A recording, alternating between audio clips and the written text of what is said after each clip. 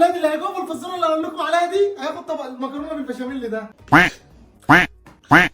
مكرونه بالبشاميل؟ مكرونه بالبشاميل؟ طب مكرونه بالبشاميل ده انا بحبها قوي. طالما فيها مكرونه بالبشاميل يبقى انا اللي هجاوب الاول. لا انا اللي هجاوب. وليه انا ما اجاوبش الاول؟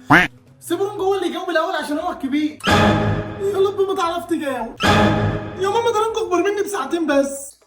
معلش يا بكيس. طب يلا قولي يا ماما. يلا ركزوا معايا. ايه هو الحيوان اللي مش بيلد ومش بيبيض؟ يا نهار اسود. ده ايه الفزوره دي؟ دي فزوره صعبه قوي. ايه ده؟ حيوان مش بيبيض ومش بيلد. انت متاكده يا ماما من الفزوره دي؟ ايوه متاكده. عارف ولا خلي البنت بكيسه تجاوب؟ لا عارف. الحوت يا ماما صح؟ غلط يا فالح. غلط. احسن يا لانجو. يا ابن هي يا بنت يا بكيز عارفه ولا خلي الواد العفريت يجاوب؟ ثواني يا ماما هجاوب اهو. الدبدوب يا بنت يا بكيز. الدبدوب يا ماما. غلط يا زفت. هو الدبدوب حيوان.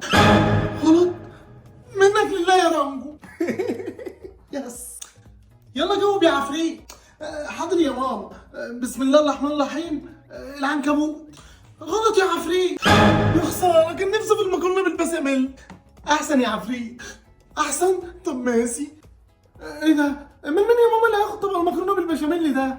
لكل اللي بيتفرجوا علينا اللي هيكتب الاجابه صح في التعليقات ويعمل لايك للفيديو هو اللي هياخد طبق المكرونه بالبشاميل ده.